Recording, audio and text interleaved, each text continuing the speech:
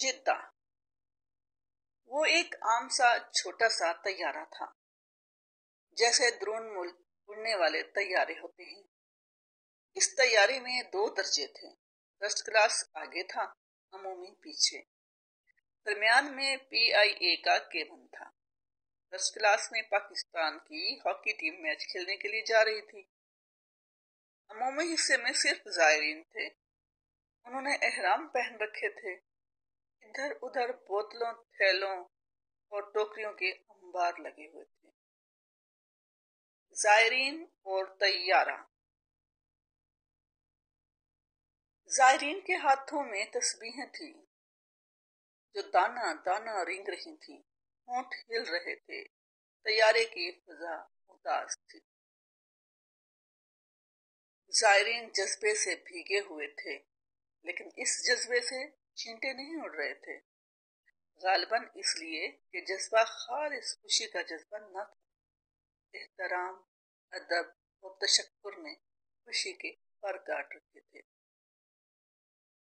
या शायद इसलिए कि खुशी का वालिहाना जज्बा अदब के मुनाफी समझा जाता है।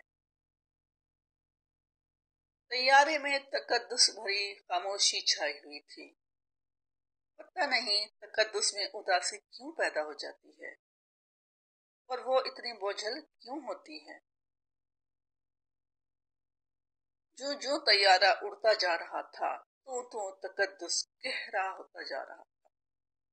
उदासी दबीज होती जा रही थी।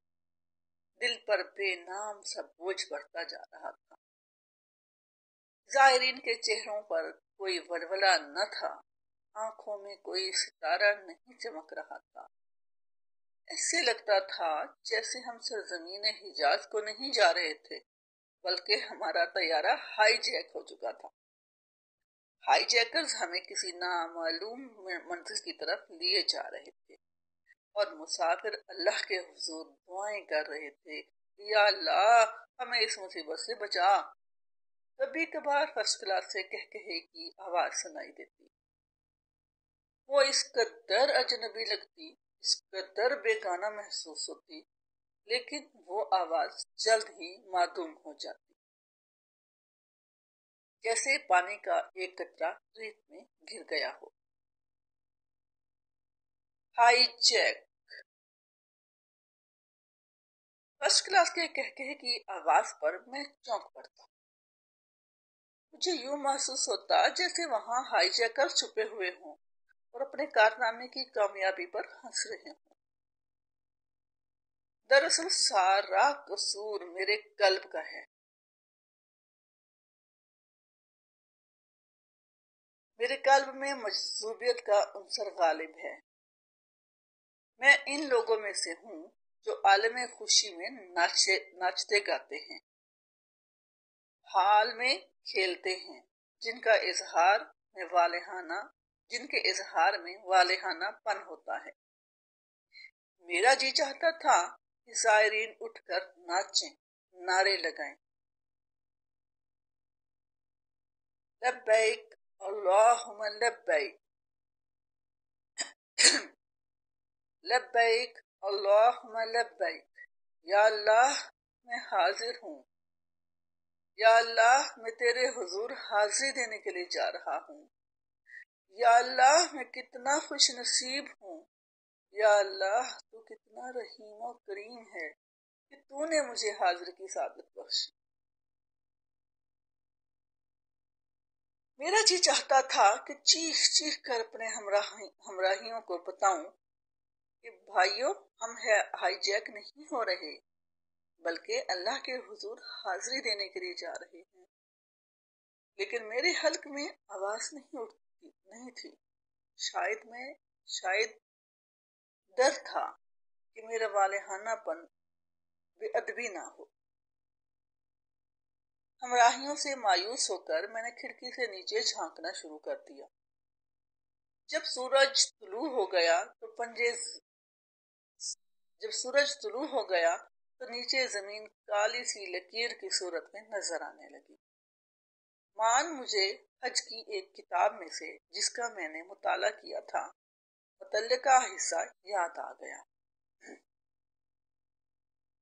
اللہ اللہ، یہ وہ ارض مقدس ہے، وہ سرزمین ہے جہاں جو گیا اس کو امان مل گئی۔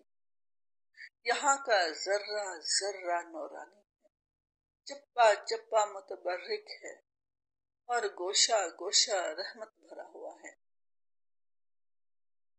میں نے بار بار شدت سے کوشش کی کہ مجھ میں بھی ایسے تقدس بھرے جذبات جاگیں۔ میں نے بار بار شدت سے کوشش کی کہ مجھ میں بھی ایسے تقدیس بھرے جذبات جاگیں۔ بدن میں سوئیاں چبھیں، دل میں مد و جزر اٹھیں، لیکن کچھ بھی نہ ہوا، وہ کالی لکیر ہی رہی۔ سالک اور مجذوب، کیوں کیوں آخر میرے قلب میں کیوں حرکت پیدا نہیں ہو رہی؟ میرے دل میں تقدیس بھرے جذبات کیوں نہیں ابھر رہے؟ کیا میرا ایمان خام ہے؟ کیا میرا قلب مردہ ہے؟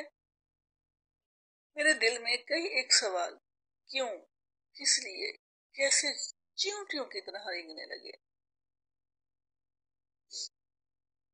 مجھے اپنے آپ پر شکوک پیدا ہونے لگے۔ مجھے علم ہے کہ میرا ایمان خام ہے، لیکن میرا جذبہ تو خام نہیں۔ میرے جذبے میں جان ہے، شدت ہے، دیوانگی ہے۔ مجھ میں جذبے کے سوا اور ہے ہی کیا؟ میں نے ایک بار پھر اپنے ہمراہیوں کا جائزہ لیا۔ وہ سب اللہ کے کلام سے بھیگے ہوئے تھے، وہ سب سالک تھے، صرف میں ایک مجذوب تھا، اور میرا جذب بھی خام تھا، ورنہ میں اکیلا نعرہ لگا سکتا، میں اس کھڑے پانی میں اللہ اکبر کا کنکر پھینک کر حرکت پیدا کر سکتا تھا، لیکن میں بھی چپ بیٹھا رہا۔ طیارے پر وہی خاموشی، متفکر، اداس، تقدس بھری کیفیت طاری رہی۔ ہونٹ ہلتے رہے، تسبیحیں رینگتی رہیں، دلوں پر بوجھ پڑتا رہا، اداسی دبی استر ہوتی گئی، طیارہ ہائی جیک ہوتا رہا، صدیاں بیت گئی۔ پھر دفعتاً کپتان کی آواز سن کر سب چونک پڑے۔ پٹیاں باندھ لیجئے، سگریٹ بجھا دیجئے، تھوڑی دیر میں ہم جدہ ایئرپورٹ پر لینڈ کرنے والے ہیں۔ جہاز رک گیا۔ جدہ ایئرپورٹ، ہم سب باری باری طیارے سے باہر نکلے۔ سامنے ایک عام سا میدان تھا، ویسی ہی زمین جیسی ہمارے ہاں ہوتی ہے، ویسی ہی مٹی، اور ویسی ہی چھوٹی پہاڑیاں جیسے کہ ایئرپورٹ کے پس منظر میں ہوتی ہیں۔ پتہ نہیں کیوں میں سمجھتا تھا وہاں کی مٹی اور رنگ کی ہوگی، صدیاں برنائی، بے جان، کالی کالی، لیکن وہ تو تازہ تھی۔ ہوا بھی ویسی ہی چل رہی تھی جیسی ہمارے ایئرپورٹ پر چلتی ہے۔ صدیاں پرانی، بے جان، کالی کالی، لیکن وہ تو تازہ تھی۔ ہوا بھی ویسی ہی چل رہی تھی جیسی ہمارے ایئرپورٹ پر چلتی ہے، کوئی بھی فرق نہ تھا۔ اس وقت میری کیفیت بالکل اس ناٹی بوائے کی سی تھی جو اپنے گاؤں سے بھاگ کر اسکاٹ لینڈ پہنچا تھا، اور یہ دیکھ کر حیران رہ گیا تھا کہ وہاں کی زمین اتنی ہی سخت تھی، وہاں کے بیر ویسے ہی مٹیالے تھے، وہاں کا گز اتنا ہی لمبا تھا۔ دیر تک میں اپنے جوتوں میں کھڑا حیرت اور مایوسی سے چاروں طرف دیکھتا رہا، کوئی چیز بھی تو مختلف نہ تھی۔ پھر دفعتاً میری نگاہ زائرین پر جا پڑی۔ ڈھیلے ڈھالے احرام پہنے، ٹوکریاں، بیگ، کمبل، تھیلے اٹھائے، سر لٹکائے، وہ سب چپ چاپ کھڑے تھے۔ دفعتاً مجھے خیال آیا کہ اس منظر میں سب سے عجیب و غریب چیز ہم خود ہیں، زائرین۔ اس کے باوجود میرا جی چاہتا تھا کہ ہم میں سے کوئی اس مقدس سرزمین پر پاؤں رکھنے کی خوشی میں والہانہ انداز میں دونوں بازو اٹھا کر یا علی کا نعرہ لگائے، اور پھر وجدان کی کیفیت میں چلائے، یا اللہ میں حاضر ہوں، اور پھر حضوری کی خوشی سے بے خود ہو کر دمادم مست کلندر کی دھمال شروع کر دے۔